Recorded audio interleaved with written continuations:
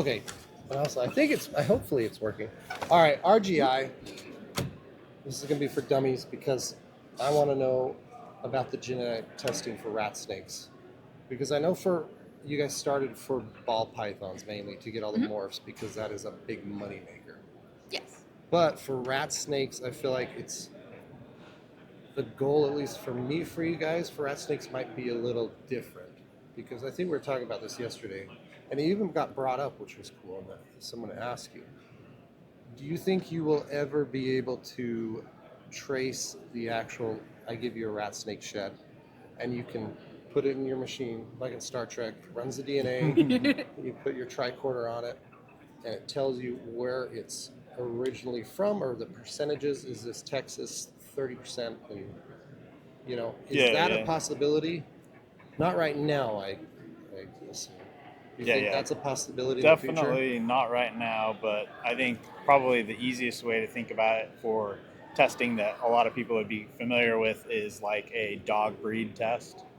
And so what they've done is they've sequenced a bunch of different dog breeds, or probably all the dog breeds by now, and they find markers for each of those breeds, and then they have a test. They're able to go in and see, how many markers does it have for German Shepherd versus this versus that. So what we would need to do is we need to have kind of like an existing database, which we're starting to build now. Any of you that give us sheds, send us sheds, we're building that. So this is pioneering, starting this out. But as we build that up, and it's also kind of similar to like the forensics, like if trying to figure out who did the murder or whatever, the reason why they can get such a specific bit of information from the DNA is because that database is already there. They know what it looks like, people that have this origin or that or whatever, because they've done a bunch of sequencing already. Right now, we're still in the beginning part. So that's definitely something that we will be able to do eventually, but we've got to build that database first. Okay, perfect. And the best way to do that, which is almost perfect for what Chris Montross does, is he is gathering rat snakes from this exact location. So for you guys, I get a rat snake straight from Austin, Texas, straight from Miami, straight from Cleveland, Ohio, whatever. Give you that, and then you can tell, hey, these are, I don't even know what they're called now, Westerns? Or are they Texas? Or, you understand the whole taxonomy craziness now. Taxonomic mess for dummies. But that's going to be the best for you, is to get that baseline, is to get straight wild type from this locale, right? Yep. Awesome. So you give us GPS data or give us an address or whatever you can give us, and we'll turn that into a GPS. But if we know, hey, here are the genetics and it's from this area, and then over time, as we get more and more of those in all the places where the rat snakes are, then all of a sudden we can start making comparisons, and we can have a test that's, we have to make the test efficient, both for time and for money, to the point where it's actually something that someone is willing to send a shed in for, pay for, and get that information back in a timely manner. All of that takes some time, but it can only happen after we have that database to work from. That's cool. So we have to help you for that. Every Texas rat snake, anybody who has rat snakes that are pure at the moment, to help with that part, give it to you. Now, for the current morphs that you're working on, you guys are, because you were saying the albino, no matter what it is, it's pretty easy to know the different albinos in the shed, or what were you saying? We kind of know where to look in the genome. The genes, there's really 4 or 5 genes, whether it's a mouse or a rat or a mink or a human for that matter. One of the more common albino in humans is ACA2. That's the same as lavender albino and ball pythons, and also I believe it is the same as AMEL in corn snakes is ACA2, and people that are albino, it's the mutation in that exact same gene. So if we're trying to find albino in rat snakes or corn snakes or king snakes or whatever, we know where to look. So instead of having 1.7 billion base pairs to look in, now we can narrow it down to just like 4 or 5 genes, and it's much more simple for us to find. Awesome. So what do you have currently for rat snakes, or what are you developing? I know you have corn snakes. Are you considering corns and rats the same at the moment, or are you still splitting those when you have the terrazzo? that's corn snake. Do you have anything that's available for rat snakes right now?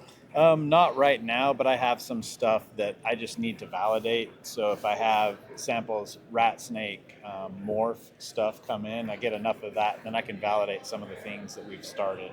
Awesome. So we're at a point where, and maybe today, it sounded like we probably got some sheds Oh, yeah. at this show. Oh, that's which has great. been Really? awesome. Yes. We Wonderful. got some sheds, a whole bunch from Clint Bartley, Metazotics, Tight.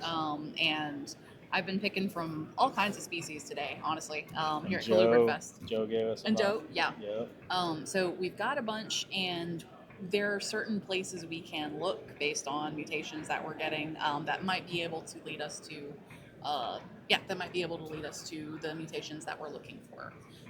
But it doesn't have to be something specific that we're looking for in black rats.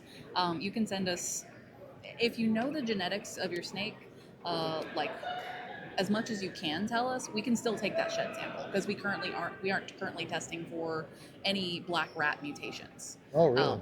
Yeah. Okay. Just sex. Yeah, just sex determination is all we have right now. But we are building up a database for black rats and all the other species that we hope to work with at some point. Yeah. And so all you need is if you want to send in a shed, you can go to raregeneticsinc.com/help. Or go to our social media. I am blasting that link constantly, as well as instructions for how to send it. It's very easy.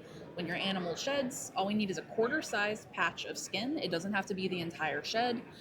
Make sure that it's really dry. So it comes out of your animal, just lay it out somewhere on top of the rack, on top of the cage, wherever.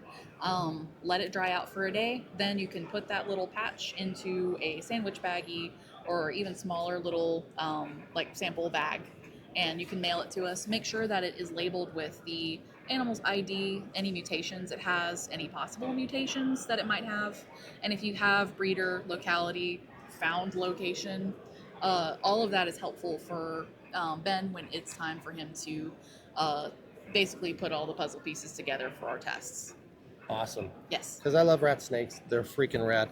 Mm-hmm. And you guys are just in the beginning phases of everything, which is cool. So I think it's cool to help you guys out to grow. Yes. Also to be selfish because he's a Utah guy.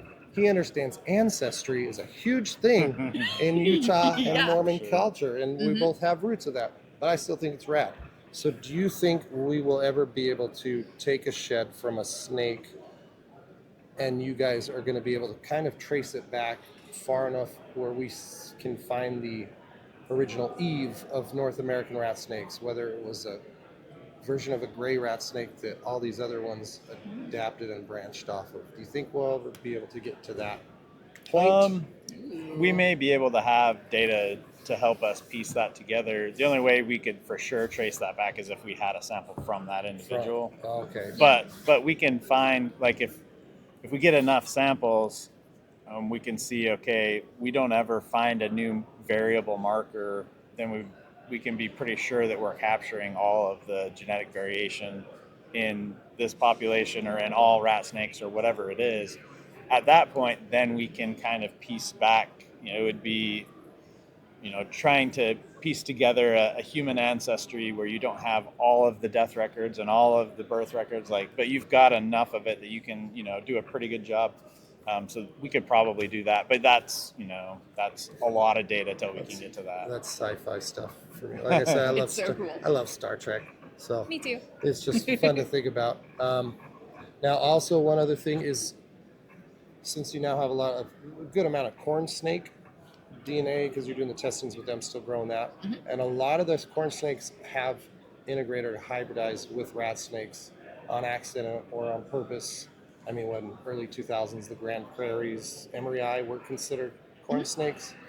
Are you going to be able to put in a corn snake test and see instantly that there is a percentage of rat snake in that test and a certain what type?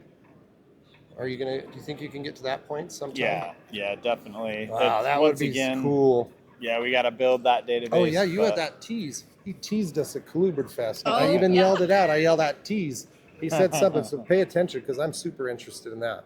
So some kind of hybrid, because like my creamsicles, I know creamsicle is supposed to be a prairie rat with a corn snake and amel, and that's where we get our creamsicles. Yeah. But the percentage and how many lines back is that, prairie rat embryi actually in there? That would be great to know. Yeah. Mhm. Yeah. So that's really what I wanted to talk about, is just the whole breaking down the rat snake thing into science instead of this. You know the words. What are Allegheniensis and all this loading and all the. Allegheniensis, they brought back Quadrivitatus for easterns and like the Florida Panhandle, and like a thin line going up there, and then there's just this big swath of intergrade somewhere between eastern Allegheniensis and all of that. If you subscribe to Berberink, some people just say no Berberink pre 2000. I just kind of embrace the chaos personally, but um, it's a hot mess, and Yeah. everybody's got their opinions on it, and that's okay.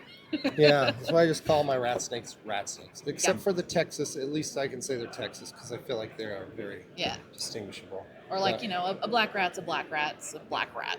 But then the Texas are called black rats too. Now. Mm-hmm. Yep. See, Yep. that's why he's stuck with ball pythons. Exactly. Ball pythons I- are at least easy. It's what, Togo and that little part of the Africa. At least there's not really locales in ball pythons. Not the anyone tracks. Yeah. Really, no. Exactly. Yeah. But unlike even corn snakes, there's maybe some locales, but not nearly spread out Mhm. as the rat snake. Right. And that's what makes them awesome. So Mhm. you have the different locales plus the different morphs that are popping up. Yeah. Well, is there anything else about rat snakes genealogy? Rat snake genealogy. Yeah. Rat snake morphology or whatever you want to call it that you want to bring up that would send in cool shed tests. Yes. Send Keep us watching. sheds I think it's interesting. for sure. Anything else? Not that I can think of. Think they're awesome. Love you, fellow rat snake people. Y'all rock. All right. Hey, thanks, guys. Thank